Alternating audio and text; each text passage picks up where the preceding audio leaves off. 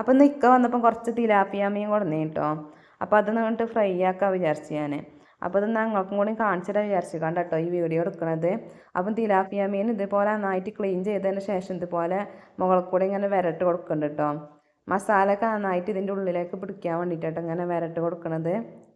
അപ്പോൾ എല്ലാ മീനും ഇതേപോലെ നന്നായി ക്ലീൻ ചെയ്ത് ഇതുപോലെ വിരട്ട് കൊടുത്തിട്ടുണ്ട് കേട്ടോ. ഇനി ഒരു മിക്സിയുടെ ജാർക്ക് ഒരു 6 അല്ലി വെളുത്തുള്ളിയും ഒരു 10 അല്ലി ചെറിയ ഉള്ളിയും പിന്നെ ചെറിയ കഷ്ണം ഇഞ്ചി ഇതുപോലെ ചെറുതായി അരിഞ്ഞിട്ട് അതും കൂടി ഇട്ട് കൊടുക്കണ്ടേ. ഇനി ഒരു 1/4 ടീസ്പൂൺ മഞ്ഞൾപ്പൊടി, 1 ടീസ്പൂൺ മല്ലിപ്പൊടി, പിന്നെ 2 ടീസ്പൂൺ മുളക് പൊടി ഇട്ട് കൊടുക്കുന്നുണ്ട് കേട്ടോ. കാശ്മീരി മുളക് പൊടി ഉണ്ടെങ്കിൽ ഇട്ട് കൊടുത്താൽ മതിയേ.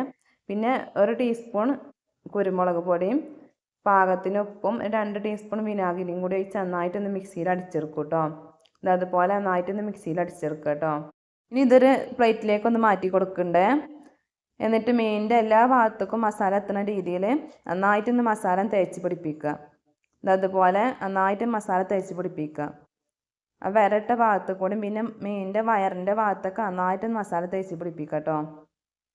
അതുപോലെ ഞാൻ മീനിലൊക്കെ മസാല നന്നായിട്ടും തേച്ച് പിടിപ്പിച്ചിട്ടുണ്ട്.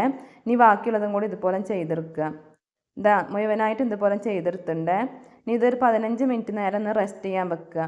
15 മിനിറ്റിന് ശേഷം ഒരു പാനിലേക്ക് കുറച്ച് വെളിച്ചെണ്ണ ഒഴിച്ച് കുറച്ച് കറിവേപ്പില കൂടി ഇട്ട് കൊടുക്കണ്ടേ. ഇനി ഇതിലേക്ക് നമ്മൾ എടുത്ത് വെച്ച മീനുകൾ ഓരോന്നായിട്ട് ഇതുപോലെ ഒന്ന് ഫ്രൈ ചെയ്തെടുക്കുക.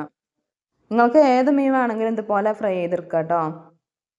ഇനി ഇതിൻ്റെ ഒരു ഭാഗം നന്നായിട്ടൊന്ന് ഫ്രൈ ആയി വന്നതിന് ശേഷം ഒന്ന് മറിച്ചിട്ട് കൊടുത്തിട്ട് മറ്റേ ഭാഗം കൂടി ഇതുപോലെ ഒന്ന് ഫ്രൈ ചെയ്തെടുക്കുക. അതുപോലെ മറിച്ചിട്ട് കൊടുത്തതിന് ശേഷം മറ്റേ ഭാഗം കൂടി നന്നായിട്ടൊന്ന് ഫ്രൈ ചെയ്തെടുക്കുക. അപ്പോൾ നമ്മൾ തിലാപ്പിയ ഫ്രൈ ഇവിടെ റെഡി ആയിട്ടുണ്ട്. അപ്പോൾ എല്ലാവരും ഇതൊന്ന് ട്രൈ ചെയ്ത് നോക്കുക. എന്നിട്ട് നിങ്ങളെ കമൻറ്റുകളൊക്കെ ഒന്ന് അറിയിക്കുക. അപ്പോൾ എല്ലാവർക്കും എൻ്റെ വീഡിയോ ഇഷ്ടമായിട്ടുണ്ടാവുമെന്ന് വിചാരിക്കുന്നു. അപ്പോൾ വീഡിയോ ഇഷ്ടമായി ലൈക്ക് ചെയ്യാനും ഷെയർ ചെയ്യാനും മറക്കരുത്.